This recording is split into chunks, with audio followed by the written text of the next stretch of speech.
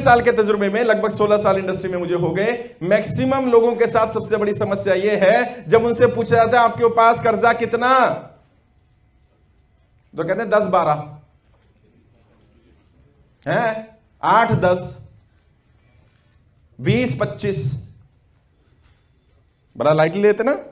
आप में से भी किसी को पूछो भाई साहब कितना कर्जा है, कहते हैं 25-30, भैया 25 या 30 और मिलेगा 35, जब कैलकुलेट करेगा ना तो 35 निकलेगा। क्यों भूल गया होगा, ओ 7 लाख तो उसके देने थे, वो तो याद ही नहीं रहे, और यार 3 लाख तो बैंक का भी तो जा रहा है, और गाड़ी की किस्त भी तो जा रही है, वो भी तो कर्जा ही है। बाद में अब समझ आता है उसको, हाँ गाड़ी किस्त को तो कर्जा नहीं मानते हैं, नहीं मानते ना भाई, हाँ गाड़ी किस्त कर्जा थोड़ी है, कमेटी देना कर्जा थोड़ी है, जो मैंने पैसा देना है वो सारा कर्जा है। बैंक का देना है तो कर्जा है, प्राइवेट देना है तो कर्जा है, बहन का देना है तो कर्जा है, जिस पर ब्याज नहीं है वो भी कर्जा है। मैक्सिमम लोगों को मालूम नहीं है कि मेरे ऊपर कर्जा कितना है। तो आज सबसे पहला काम क्या करेंगे, सबसे पहले कैलकुलेट करेंगे मेरे ऊपर किसी की भी देनदारी कितनी है। किसी की भी, अगर किसी को छोटा मोटा अमाउंट छोड़ देना, 10, 20, 5,000, 50,000 की रेंज तक का, अगर किसी को कोई बड़ी देनदारी देनी है, अगर आपने कर्जा नहीं भी लिया और आपने केवल कमिटमेंट की है कि मैं आपको 50,000 रुपए दूंगा, उसको भी कर्जा मानिए, उसको भी लिख लीजिए। उसमें सारी देनदारी, मुझसे किसको क्या उम्मीद है, कौन मुझसे क्या चाहता है, उसको लिख लीजिए। और इसमें आपकी गाड़ी का, घर का, बच्चों का, जो भी जहां से पैसा लिया, जहां तुम्हें पता है कि मुझे हर महीने किसी का लौटाना है वो पैसा, गाड़ी पहले ले ली ना, गाड़ी की कीमत बाद में दे रहे हो तो पैसा लौटाना है ना भैया, लिख लो उसको, कर्जा है वो आपके ऊपर। अब देखेंगे अब इस कर्जे से बाहर निकलने का तरीका क्या होगा। तो सबसे पहले तो ये कैलकुलेट करें कि आपके ऊपर कर्जा कितना है, और कर्जे की जब लिस्ट बनाए तो लिस्ट की तरीका क्या होना चाहिए। कैसे लिस्ट बनाएंगे, 2 लिस्टें तैयार करेंगे कर्जे की।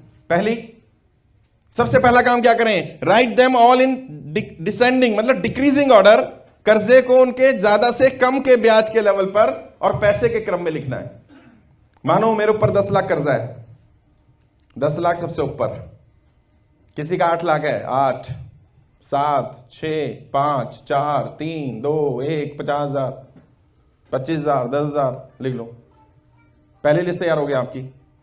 सबसे बड़ा कर्जा सबसे ऊपर लिखेंगे और सबसे छोटा नीचे लिखेंगे, और ऊपर से नीचे की तरफ आते रहेंगे, लिस्ट तैयार होगी। और एक दूसरी लिस्ट तैयार होगी, सबसे ज्यादा रेट ऑफ इंटरेस्ट वाला कर्जा सबसे ऊपर और सबसे लोअर रेट ऑफ इंटरेस्ट वाला सबसे नीचे। एक ही पेज पर भी बना सकते हैं, एक पेज पर बनाएंगे तो इजी रहेगा आपको उससे निकलना, क्योंकि आपके सामने, आंखों के सामने दोनों चीजें आ गई।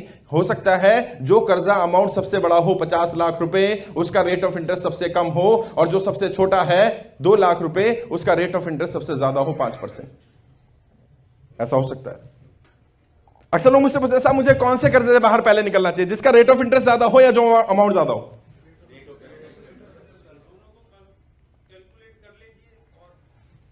नहीं, आइडियली हमेशा हम रेट ऑफ इंटरेस्ट पे फोकस करते हैं। अगर जो बैंकिंग सेक्टर के हैं या थोड़ा बहुत भी समझते हैं, ideally banking rate of interest पर जाना चाहिए। परंतु अगर आपका कोई कर्जा रेट ऑफ इंटरेस्ट बहुत हाई हो और अमाउंट कम हो, और कोई दूसरा कर्जा ऐसा हो जिसका रेट ऑफ इंटरेस्ट कम हो लेकिन अमाउंट ज्यादा हो, और आपके पास इकट्ठा अमाउंट आ जाए, तो क्या करें। नहीं, सबसे पहले ज्यादा इंटरेस्ट को खत्म करके बाकी पैसा उधर डाल दो। यानी दोनों को, जो भाई कह रहा था ना, यही बात बोल रहा था वो। लेकिन ये तब करेंगे जब आपके पास इकट्ठा पैसा आ जाता है, वरना हाईएस्ट रेट ऑफ इंटरेस्ट को खत्म करो।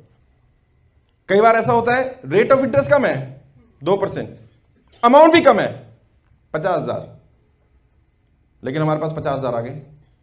हम सोचते हैं बड़े वाले को दे देना, इसको दे दो। क्यों? आपकी बैलेंस शीट में से एक कॉलम खत्म हो गया, आपके ऊपर से एक बर्डन हट गया, एक का तो गया। आपकी लिस्ट में 5 लोग हैं, 10 लोग हैं, 12 लोग हैं, फर्क नहीं पड़ता। लेकिन जैसे जैसे लोग कटते जाएंगे आपका कॉन्फिडेंस लेवल हाई होता जाएगा। अब 2 बचे हैं, अब 3 बचे हैं, अभी 10 लोगों का था, अभी 2 लोगों का रह गया। आपको पता तो चले कि मैं कर्जे से बाहर निकल रहा हूं, अभी तक तो हम कर्जे में ही फंस रहे हैं। मैंने आपको फ्री सेमिनार में एक बात बताई थी, शायद आप सबने सुनी होगी, मैं फिर एक्सप्लेन करता हूं। गुरु चाणक्य से चंद्रगुप्त ने पूछा, गुरुदेव यदि कभी दलदल में फंस जाए तो क्या करें हम? तो गुरु चाणक्य जवाब देते हैं, क्या? अगर कभी दलदल में फंस जाओ तो सबसे पहले क्या करो? दलदल से निकलने का पहला नियम अपनाओ। और वो पहला नियम क्या है? फालतू के हाथ पैर मारने बंद करो। कर्जे की दलदल में अगर फंस जाओ तो यही नियम वहां लागू होता है। ये फालतू का कर्जा दोबारा लेना बंद करो। तय करो, अब चाहे कुछ भी हो जाए, अब मैं कर्जा नहीं लूंगा। चाहे सिचुएशन कुछ भी हो जाए, अब दोबारा पैसा नहीं लूंगा। और ये बात कहने में तो अच्छी लगती है, लेकिन प्रैक्टिकली जब ये करने पे आता है ना इंसान, तो बड़ा बुरा लगता है उसको। यार मैं 2 लाख रुपए लेकर के अपनी इमेज बचा सकता हूं, आज मेरी इमेज खराब होती है, मैं क्या कहूंगा? कैसे निकलूंगा उससे बाहर? उसको मुंह कैसे दिखाऊंगा? वो व्यक्ति तो आ जाएगा, पैसे लेगा, और नहीं दूंगा पैसे तो मुझे गालियां सुना सकता है, मेरी इमेज खराब कर सकता है। हमारे अंदर बहुत सारे इमेजिनरी फियर आ जाते हैं।